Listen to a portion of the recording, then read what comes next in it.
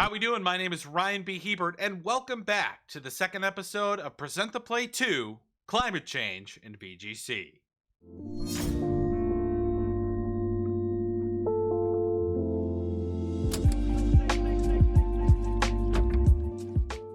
How we doing, guys? Ryan B Hebert here, and welcome back. Today, I am giving you the breakdown of my team that is going to obviously beat Devyn into the motherfucking ground, dude. He doesn't even stand a freaking chance. So, without further ado, let's get started. We are playing sand and hail. Now, hear me out. Hear me out.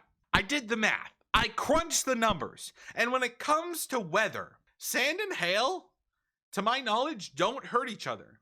The same way that sun and rain just completely counteract each other. And so I was like, okay, well, I want to do sand because sand is really, really cool. And then I want to do hail because I can easily set up an Aurora Veil with Ninetales. One of the fastest weather mods.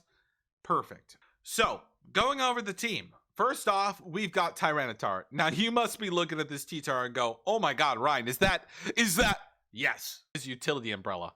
I want Tyranitar to be unaffected by sun, but also unaffected by rain. I think that's really, it's really good for T-Tar, especially since I have a low special defense. If my opponent is able to get up rain in front of me and, kind of set it up and think that the effects of that rain are going to give it an added boost against T-Tar, you're surely mistaken. It is in the planning stages right now, but you'll see what where the other items are in my team. I may switch it over to Choppleberry if my opponent's running Urshifu, or, we'll see how it goes. But I think utility umbrella T-Tar with Sandstream, obviously, because T-Tar is going to be setting our sand, is the way to go. Next up, we've got Life Orb, Sandrush, Dracozolt. We are going to take full advantage of sand, and we're gonna run Sandrush, Dracozolt.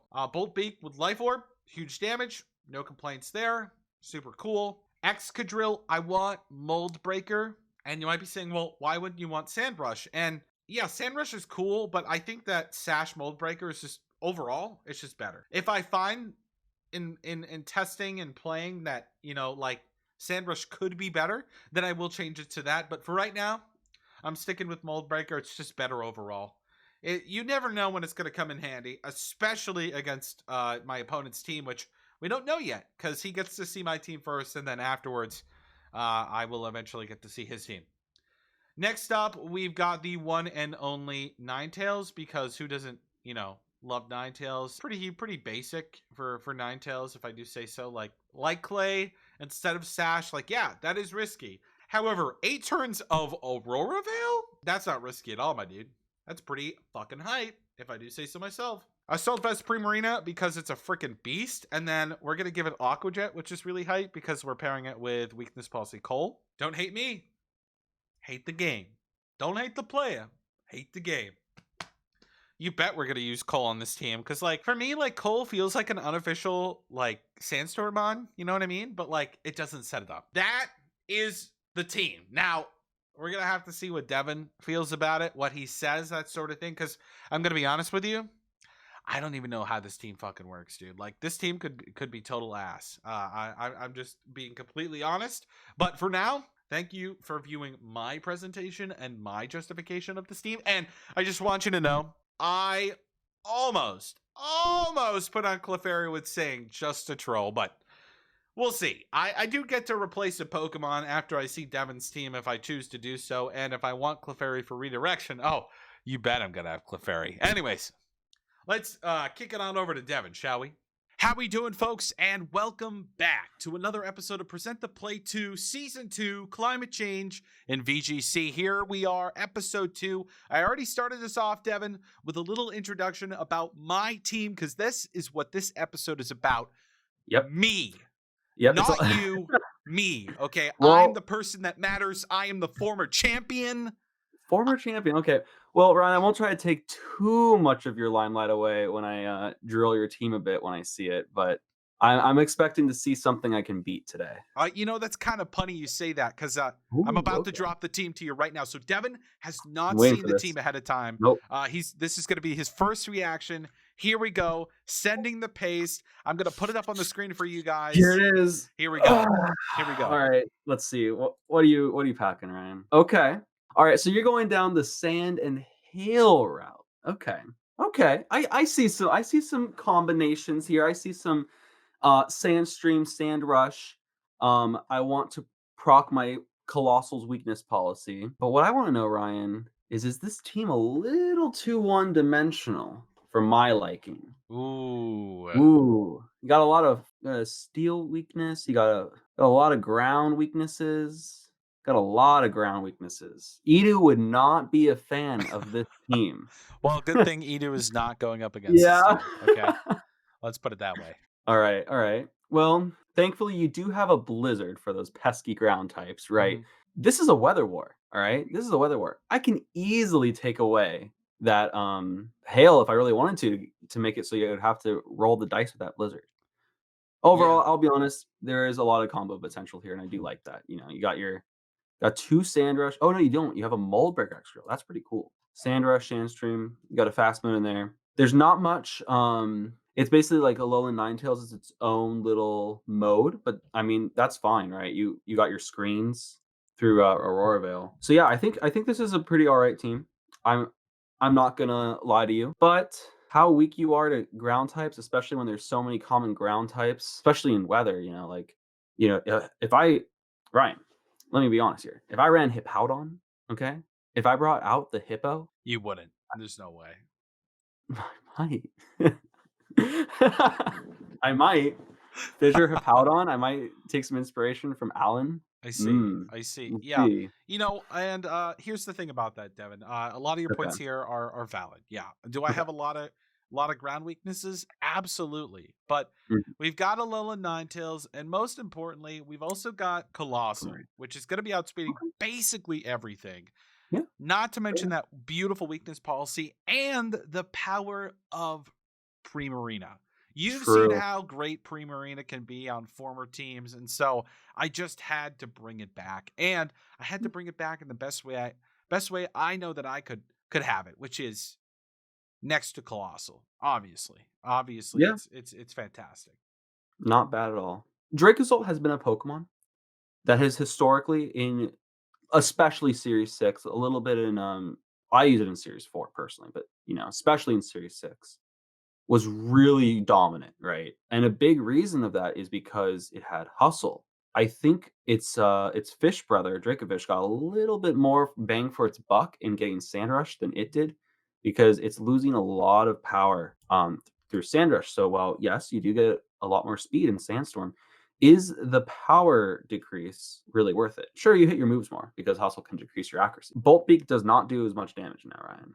Yeah, And I you're hope you are aware of that. You are right. Yeah. And that's something I didn't really think about in comparison is that Dracozolt losing that power increase that it gets with hustle compared to Dracovish, which already enjoys the amount of power that it has. I think you're Hmm. right. I think Sandrush Dracovish could be an interesting take here over Dracozolt, depending Hmm. on kind of like how I want to go about that. Yeah, Especially I just, one of the big things for me is thinking about the different types of weather that exist, right? I think Dracozolt, knowing you, Devin, knowing you, if you really try to go sand, I'd be very surprised because I know, and you've proclaimed in the past that you are a rainy boy, I and am a it's rain boy. it's something that you really do favor, and there's nothing better than a Life Orb Sandrush Dracozolt against rain. It That's is it is that's true. truly a great Pokemon to have, and also it's a fantastic Pokemon to have against Sun as well. So That's true. it's Dracozolt is a very good pick here, I'd yeah, say. it's a solid pick for some of those weathers that may not be, what I'm running per se, but that's the other thing too. I'm really curious to see what you're going to be running because I found that, Yeah. sun and rain, The age-old battle. it's an age-old battle where those different types of weather and the Pokemon that are in them actually hurt each other having those two types of weathers. Yes. And so the Yes. synergy of hail and sand I find is far less abusive to each other and more inclusive, honestly, because you could go rain and sand, but a lot of the Pokemon that really favor sand are really weak in rain. And Mhm. a lot of Pokemon that would really like rain don't really get anything from sand other than sand chip. So, it's not that great. And while Sun and Sand definitely has some potential, I will say, because the Pokemon that favor Sand also do favor the Sun as well compared to Yep. Rain. Um, I just found that, Hail right now is underused, and I really wanted to try to bring some glory to it. I mean, that makes complete sense, Ryan. I remember there was a day where I was streaming on Twitch with some buddies and that were watching me, of course. Not it was just us, you know. We were talking about ideal ideas for this kind of format, and a lot of people kept bringing up Sand and Sun, and I think that's because Sand and Sun has actually been kind of meta in VGC this year with like Venusaur and Tyranitar and Torkoal. Like that's been a really popular team, especially earlier on in the year. So already there's a very standard team, but I'm trying to get a little bit creative. I'm trying to get that clickbait. I think we can both agree that we can be above that and think of something really good and creative. And you know, I'll be fair when I see something good. I think that this team's pretty clean. Personally, I would go just Scarf Hustle Dracovish, and I would go Sandrush Excadrill. But that's just a me thing, I think. Just because then you get both to be super fast and you get hustle out of it as well. Well, luckily, I got to take some of this critique into consideration, so I Mhm. thank you. Because I'll be able to go back if I want to Yep. and look at what you've suggested here and maybe change over a couple things, and then in our final best of three, you'll get to see what my team truly Yeah. comes to. Now, I gotta say, Devin, you're pretty lucky. You're pretty lucky. Would you like Yeah. to know why you're pretty lucky? All right. Why is that? Because I did not. I was this close. I was this close, Devin, to Mhm. whipping out the Sing Clefairy on you. Okay, this Oof. close to bringing the Yeah. Clefairy, but Don't I get thought, me with Warren right now. yeah, I thought that maybe I would give you a break because, well, Hmm. it's just you don't need to go through the pain that Warren went through in season one. I don't need to cheese my way to a win. And Okay. I didn't even cheese my way in season one because Warren was so doubtful of Sing that I just knew it would work that much. I think this is a scary team, and I'm very excited to see it. I would guess I would also be interested to see why you chose Primarina. Oh, because of the Aqua Jet. That makes sense. Aqua Jet over Finny. Yeah. No, this looks like a good team. Yeah, yeah. Feeney was definitely a consideration. Although I Hmm. will say this: instead of Primarina, another consideration right now also could be Azumarill. Seeing that Not Santino bad. team that came out a couple weeks Yeah. ago with Colossal, the fact that I can either have it as a huge power mon, which most likely you don't, especially if you're going to use it to proc Colossal. Mhm. You want to be using it with its Sap Sipper ability so that Rillaboom, if you were to bring a Rillaboom, wouldn't be able to touch it. And I think that's really, really, really cool. And It also gets Perish so that this team could not only have the ability to set up with different weathers, but also have a Perish option. And did you see the item on that Tyranitar? I was looking at it, and I'm gonna be honest, I don't even know all the properties of this item. This I'm gonna have to go look at Cerebi after Oh this. my goodness. Well, let me It's save something you a that I trip. actually forgot it was in the games Let me because 'cause it's I been so unpopular. Yes, let me save you a trip. So Utility Okay. Umbrella only is affected by sun and rain. Hail and sand do not get affected by utility umbrella. So Okay. basically, what it does is I ignore the effects of rain and sun. So Okay. let's That's all say good. T-Tar is maxed, right? Mhm. And your Kingdra, if you have one, is maxed, and you Hydro Mhm. Pump into me in rain. We'll get our rain boost. It will be, to my knowledge, the damage will not be as great as it would have been if I didn't have utility umbrella. Well, that's scary for sure, Ryan. Not being able making your opponent's damage more inconsistent is one of the many ways to consistently win in VGC. And especially with this rule set, that item, if I do decide to run rain, could throw a wrench in my plans. Now, Devin, I got to say this. I Hmm. have featured a team with a Alolan Ninetales pictured above me. So it's up to you to decide whether or not you want to include Ninetales in your team Ooh. Could. because it's possible. It's possible Ninetales v Ninetales. You don't have to. You don't have to, Mhm. but I'm just saying they're featured on the layout above us both. And this wasn't a precursor for anything. I'm just saying it's there, it's set up, it's ready. True. You just kind of Could be have a bit of to. a trap too, though, you know? I mean, I guess so. I guess so. Yeah. But you never know. You never know. I've had a Pokemon in mind, uh, since we thought of this rule set.